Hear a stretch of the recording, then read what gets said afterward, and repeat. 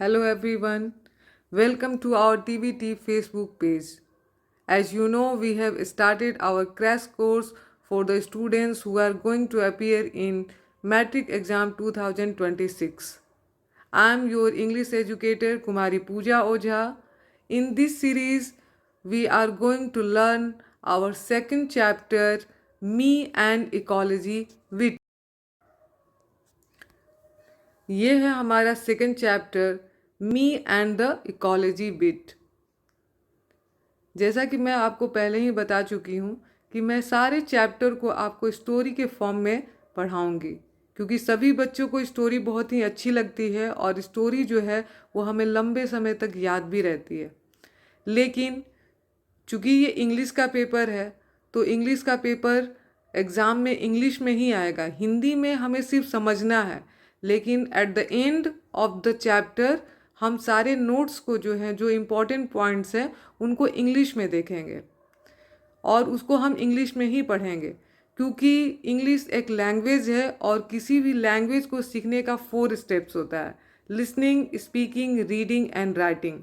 Without listening we can't speak, and without speaking we can't read, and without reading we can't write. So listening, speaking, reading and writing, these are 4 steps. So you have to listen the words in English, then only you will be able to read or you will be able to understand the question paper, because there will be nobody to explain you the question in examination hall. सो आप सभी हिंदी में story को याद कर लीजिए, उसके character को याद कर लीजिए, लेकिन जो नोट्स हैं, जो इम्पोर्टेंट पॉइंट्स हैं जो कि हमें इस चैप्टर का याद रखना है, वो हम इस चैप्टर के एंड में इंग्लिश में देखेंगे। तो हम स्टार्ट करते हैं अपना chapter me and the ecology bit. So first of all, who is me in this chapter? So me is the narrator or main protagonist of the story, or he is the main character of the story. So Me and the Ecology Bit, written by John Laxo. So don't be confused with the name John. John is not a male, she is a female writer. Look at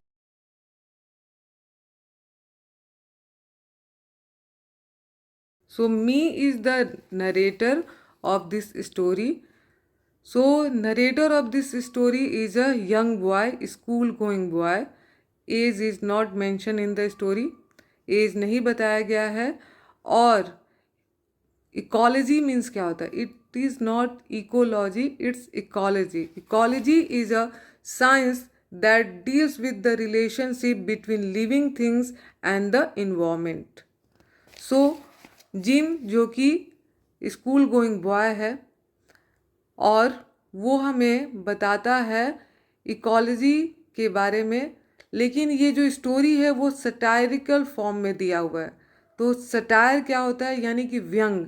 जैसे कि अगर आपका दोस्त कोई party रखा है और उसने आपको 9 बजे बुलाया है, लेकिन आप 12 बजे पहुंचते हो, और वो सीधे सीधे आपको ये नहीं बोलता है कि अरे तुम तो लेट आए हो। अगर वो आपको बोलता है कि इतनी जल्दी आ गए, सो सरप्राइज, यानी कि वो व्यंग में आपको बोल रहा है। तो ये स्टोरी भी व्यंग के रूप में है, क्योंकि जिम, जो कि मेन कैरेक्टर है इस स्टोरी का, जो कुछ भी दूसरे लोगों को बताता है इन्वायरमेंट के लिए, करने के लिए, तो सारे लोग उल्टा उसी के ऊपर दोषारोपण करने लगते हैं या उसी को ही उपदेश देने लगते हैं। सबसे पहले यहाँ पे आप पिक्चर देखेंगे, जो कि यहाँ पे कुछ स्लोगन लिखा हुआ है: save earth, save tree, save water. तो प्रीवियस ईयर क्वेश्चन भी ऐसा आया हुआ है कि इन तीनों स्लोगन के अलावा और एक स्लोगन दे देगा और आपसे पूछेगा कि कौन सा स्लोगन किताब में नहीं दिया हुआ है। तो ये तीनों स्लोगन आपको याद होना चाहिए: सेव अर्थ, सेव वाटर और सेव ट्री। तो हम अब अपने स्टोरी को आगे बढ़ाते हैं।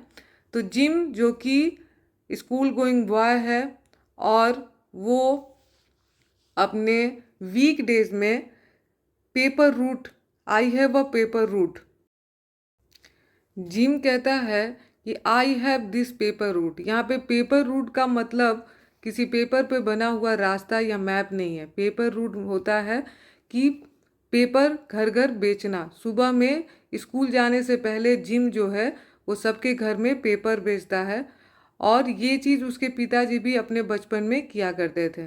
तो वो बताता है कि पेपर बेचने और स्कूल जाने और होमवर्क करने, ये सारी चीज़ों को करने के बीच में उसको टाइम नहीं मिलता है कि वो खेल पाए। लेकिन वो वीकेंड में यानी कि सैटरडे के दिन जिन जिन लोगों के घर पेपर देता है उनके घर वो जाता है पैसे कलेक्ट करने के लिए, और उसी दौरान वो सभी को इकोलॉजी के बारे में, इन्वायरमेंट के बारे में अवेयरनेस फैलाता है, जागरूकता फैलाने की कोशिश करता है। तो इस क्रम में वो सबसे पहले जाता है मिस्टर विलियम के हाउस। मिस्टर विलियम जो है अपने को बैकयार्ड में पत्ते जला रहे होते हैं, और वो एक तरह से समझो कि पकड़े जाते हैं, क्योंकि अधिकांश लोग बहाना बना देते हैं कि हम घर पे नहीं हैं और उसे पैसे नहीं देते हैं। लेकिन चूंकि ये स्प्रिंग का सीजन है तो सभी लोग धूप सेकने के लिए बाहर होते हैं, तो सब लोग मिल जाते हैं। तो मिस्टर विलियम जो है वो पत्ते जला रहे होते हैं, और जिम वहाँ पे पहुँचता है और उनको कहता है कि आप ये पत्ते मत जलाया कीजिए, इससे एयर पोल्यूशन होता है, और आप हमारी तरह क्यों नहीं इसका कंपोस्ट बनाते हैं। तो जैसा मैंने बताया था कि ये एक व्यंग के रूप में कहानी है, तो मिस्टर विलियम इस बात के लिए अग्री नहीं होते हैं कि नहीं मुझे ऐसा करना चाहिए। वो उल्टा ही जिम को कहने लगते हैं कि कंपोस्ट बनाना तुम्हारा काम है, और जो कंपोस्ट तुम बनाते हो उसको प्लीज़ पूरी अच्छी तरह से कवर किया करो, क्योंकि वो कंपोस्ट जो है वो नोज पोल्यूशन क्रिएट करता है। तो जिम समझ नहीं पाता उनकी बातों को, उसे लगता है कि वो बोल रहे हैं नोज पोल्यूशन या नॉइज पोल्यूशन।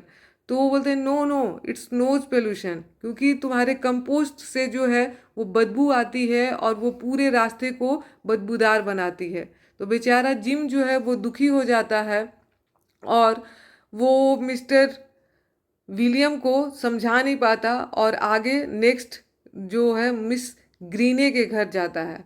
और जैसा कि बाकी लेडीज़ की तरह मिस मिस ग्रीने को मिसेस ग्रीने कहना पसंद नहीं है, उन्हें भी अच्छा लगता है कि उन्हें मिस कहा जाए।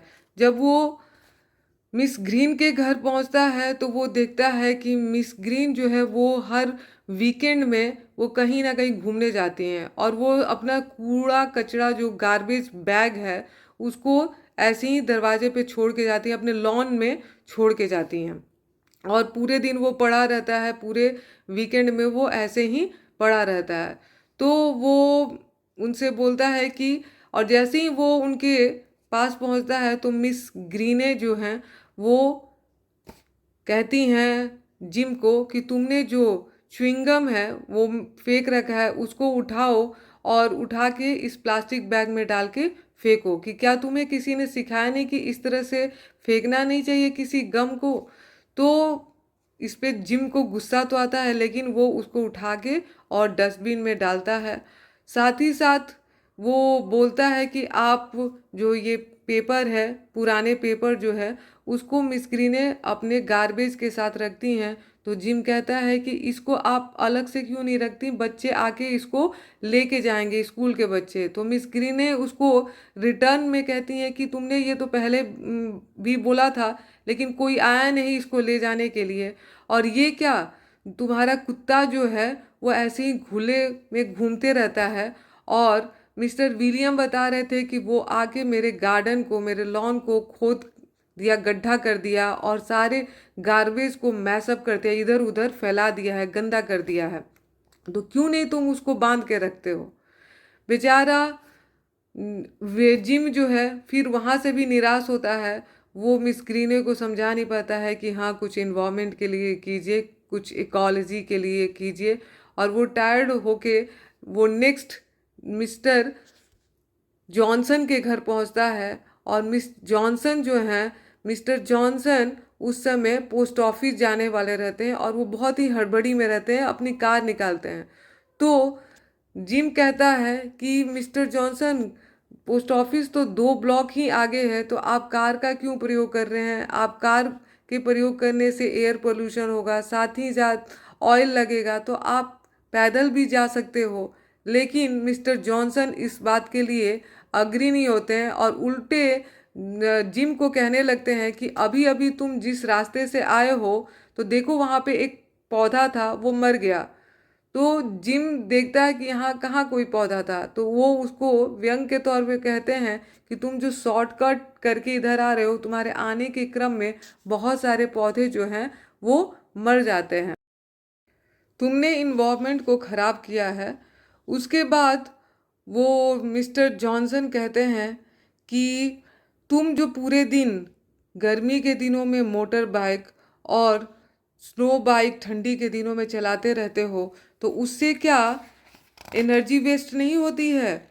जो कि तुम बोल रहे हो कि कार चलाने से एनर्जी वेस्ट होगी।